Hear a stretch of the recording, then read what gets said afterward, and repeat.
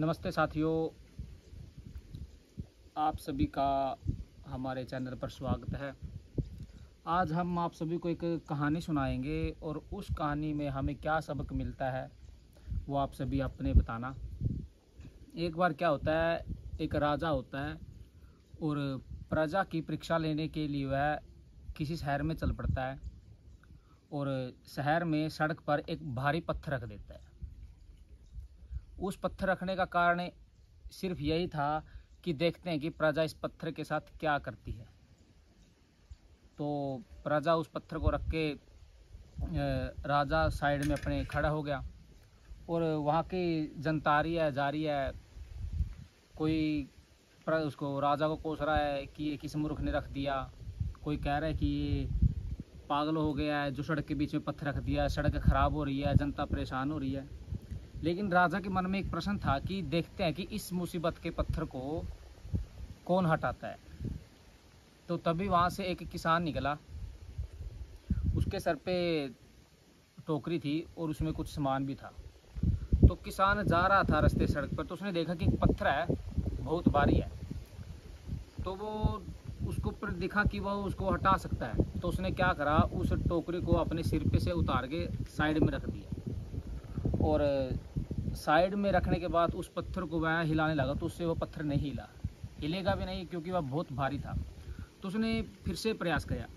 तो इस बार उसने प्रयास किया तो थोड़ा पत्थर हल्का मतलब सरका।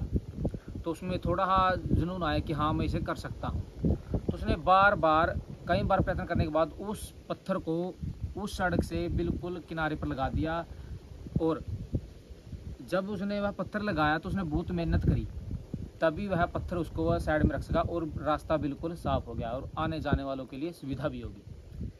तो जब वह पत्थर को साइड में रखे और अपनी उस टोकरी को उठाने लगा तो उसके पास कुछ सामान रखा हुआ था, यानी कि अगर कुछ सामान रखा हुआ था। और उस जो मतलब पॉलीथीन था उसमें जब उसने खोला तो उसमें देखा कि सोने के सिक्के थे। उन सिक्कों को देखकर वह अचंभित हुआ कि ये क्या है। और उस सिक्कों के साथ एक पत्थर भी था और उसमें लिखा था कि मैं आपको देखना चाहता था कि आप इस मुसीबत को, पहाड़ को कैसे दूर करते हो, कि आप इसके दूर करने के लिए पहल करते हो या नहीं।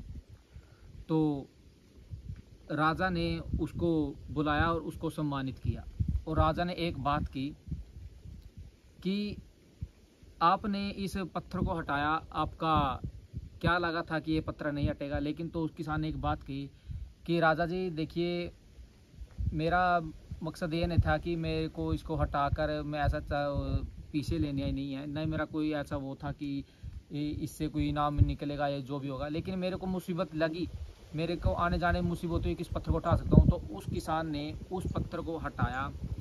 ठीक वैसे ही हमारे जीवन में भी मुसीबत के पत्थर, कोई भी समस्या हो सकती है, कोई भी घटना हो सकती है, कोई भी काम हो सकता है जिसको हम देखकर किनारा कर लेते हैं और उस मुसीबत से हम दूर नहीं निकल पाते।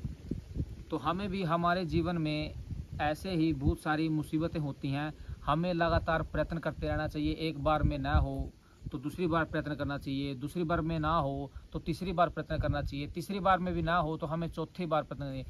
निरंतर हमें प्रयत्न करते रहना चाहिए कि हम मुश्किलों को कम करते रहें। और यदि हम मुश्किलों को कम करते रहेंगे तो निश्चित तौर पर हमारी जीत होगी।